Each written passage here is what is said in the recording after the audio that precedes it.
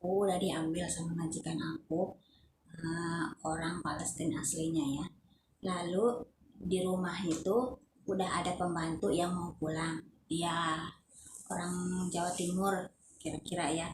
Terus waktu pertama datang ke situ aku kaget. Kagetnya gimana? Disuruh mandi tapi harus dimandiin. Aduh, aku shock kan. Jadi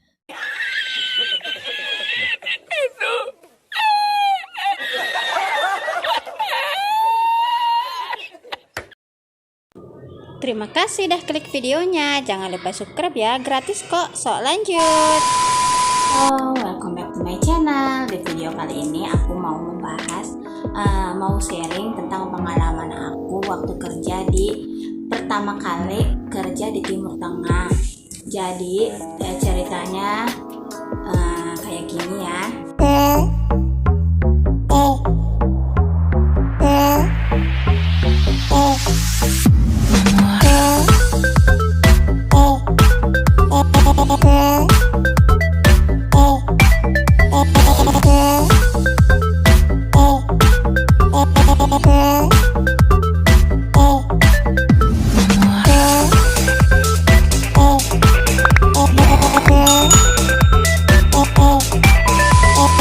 Teman-teman, aku waktu pertama kali kerja di Timur Tengah itu waktu umur 18 tahun, dan itu ada di Jordan.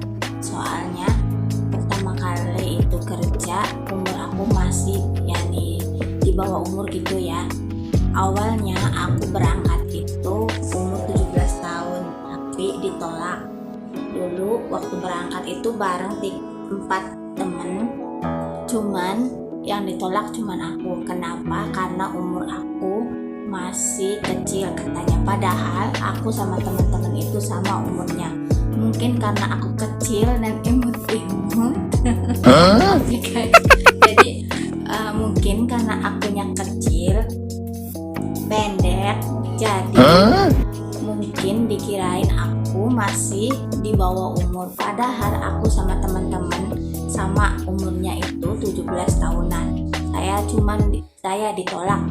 Jadi udah daftar ditolak, jadi aku pulang. Jadi setahun lagi itu aku masih tetap berusaha pengen berangkat ke luar negeri, dan umur 18 aku itu udah daftar lagi di lain sponsor sama sepupu aku dan bibi aku. Jadi aku berangkat itu ada temennya. Dulu itu sponsor nggak kayak PT, itu nggak kayak zaman sekarang 3 orang 4 orang kita terbang. Kalau dulu itu masih rame-rame, masih banyak orang di penampungan. Satu PT itu banyak temen-temen, jadi kita itu masih rame-rame ya. Oke, setelah setahun ditolak dan setahun lagi aku masih tetap berusaha pengen berangkat, dan waktu itu dilarang berangkat ke Abu Dhabi, Saudi, Qatar itu dilarang soalnya masih non. Katanya yang non itu harus berangkatnya ke mana? Ke Sudan, ke Bahrain, ke Jordan. Terus aku itu milihnya ke bukan Bahrain, ke Jordan. Dan pada saat itu aku dapat majikan itu orang Palestina ya, majikan aku itu orang Palestina. Alhamdulillah baik, semuanya baik, tapi ada satu tapinya. Oke guys, setelah itu aku tuh dapat agensi itu PT Duta Salha. Iya, PT-nya di Indo, bukan di sini di Arabnya ya. Kalau udah di Arabnya aku udah lupa itu agennya agen apa ya. Terus ada mama sama anaknya yang cowok datang ke agensi, dan kalau dulu kan visanya itu udah langsung calling ke Indo ya, bukan kayak sekarang. Kalau sekarang itu kita pakainya visa turis, jadi kita berangkat itu ke sini kita pakai visa turis, lalu di sini kita majikan kita beli. Setelah majikan kita beli baru kita dibikinin visa. Kalau zaman sekarang kayak gitu, tapi kalau zaman dulu enggak. Jadi zaman dulu itu kita masih di Indo, majikan udah bikin visa, udah bikin semuanya, semua persyaratan komplit. Dari sini visa langsung kirim ke agensi langsung kirim ke agensi Indo. Jadi kita di Indo udah dapat majikan tetap. Kalau zaman sekarang enggak, itu majikannya bukan tetap. Jadi kita di masa percobaan dulu 2 minggu atau 2 bulan, kalau majikan cocok diambil langsung bikin visa. Tapi kalau majikan nggak cocok, nggak dibikin visa, jadi kita dibalikin ke agensi, lalu dipindah lagi ke majikan lain. Itu masa percobaannya diulang-ulang. Kalau majikan udah baik, udah benar, kita jangan pindah. Soalnya kenapa? Di sini majikan pada pengen menang sendiri gitu ya. Oke guys, singkat cerita, aku udah diambil sama majikan aku, orang Palestina aslinya ya. Lalu di rumah itu udah ada pembantu yang mau pulang, dia orang Jawa Timur kira-kira ya. Terus waktu pertama datang ke situ aku kagetnya gimana, disuruh mandi tapi harus dimandiin. Aduh, aku shock kan. Jadi gimana, itu bukan keluarga aku, bukan family aku, bukan siapa-siapa aku, tapi aku datang ke situ, baru datang suruh mandi tapi dimandiin. Untungnya guys, aku itu gantiin orang Indo yang tadinya kerja di situ udah 3 tahun di situ, dan dia mau pulang. Jadi aku langsung nanya dong, kenapa kok aku kan udah gede, kenapa aku dimandiin gitu. Terus kata dianya nggak apa-apa, soalnya ini mama besar, umurnya juga udah tua kan. Di sana kan mama cuman sendirian satu rumah, jadi ada anaknya itu sama istrinya di atas. Tapi alhamdulillah itu anaknya itu baba, baik banget sama aku, soalnya dia nggak punya anak, jadi kita kerja di sana itu dianggap anak. Seperti yang dulu pembantu juga kayak gitu, dan nggak dipanggil pembantu itu nggak pernah, jadi dia manggilnya itu anak, dia itu manggilnya keluarga. Jadi kita makan satu meja bareng, pergi jalan-jalan sekeluarga bareng, jadi kita nggak dianggap kayak kita pembantu kayak di sini. Kalau di sini di Abu Dhabi, di Saudi gitu ya, kita kerja itu jadi kayak pembantu, maksudnya makan cuman sama pembantu, nggak bisa makan sama satu meja bareng majikan, itu enggak. Tapi kalau di Jordan itu beda. Kita makan bareng-bareng, majikan makan apa kita makan. Kalau di sini jangan kaget loh, kalau di sini makan itu majikan dulu, bekas majikan itu dikasih ke pembantu. Kalau banyak ajimahan kayak gitu. Tapi kalau majikan yang baik itu makan bersih, jadi enggak acak-acakan udah satu nampan gede, itu enggak. Alhamdulillah majikan aku enggak kayak gitu ya, enggak satu nampan diacak-acak baru kasih pembantu, enggak. Alhamdulillahnya majikan aku ini makan di piring satu-satu, entar nasinya sisanya itu bukan nasi bekas tapi nasi masih bersih, nanti kita makan gitu ya, bukan nasi bekasan majikan. Oke guys, setelah terbiasa aku kerja di sana, lama-lama aku ngerti, oh iya mama ini baik. Tapi alhamdulillah mama itu baik banget ke aku sampai aku kuat 3 tahun di sana. Dan ini foto aku waktu baru pulang dari Jordan, itu masih kurus ya. Soalnya sekarang saya gemuk, gemuk banget guys. Ya, sekarang aku gemuk, udah berumah tangga juga, jadi badan juga beda, nggak kayak dulu. Ini foto asli, nggak ada filteran, nggak ada kamera jahat. Waktu dulu kan kerja itu nggak boleh ya, namanya pegang HP, kita mainan komunikasi itu nggak boleh. Nggak kayak zaman sekarang, kita semua pakai komunikasi, pakai online, kita beli online. Kan zaman dulu nggak pernah, dan nggak ada juga. Soalnya zaman dulu itu paling kebanyakan itu majikan pakainya HP apa, HP Nokia. Dan aku pulang itu masih bawa HP Nokia, iya Nokia yang 5250 yang layar sentuh, tapi masih kecil gini ya. Tapi buat dibawa Indo itu alhamdulillah. Oke guys, itu majikan aku itu seperti keluarga. Jadi aku kerja di sana seperti aku menemukan keluarga baru ya. keluarga baru yang baik, sangat-sangat baik. Di sana seperti aku diperlakukan keluarga. Aku baru kerja, tapi majikan aku udah perlakukan aku seperti keluarga sendiri. Jadi aku baru datang ke situ, udah betah.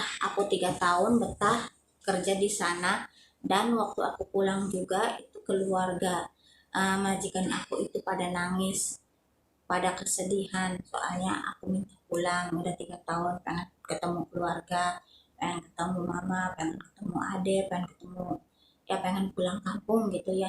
Di sana pada nangis, sedih.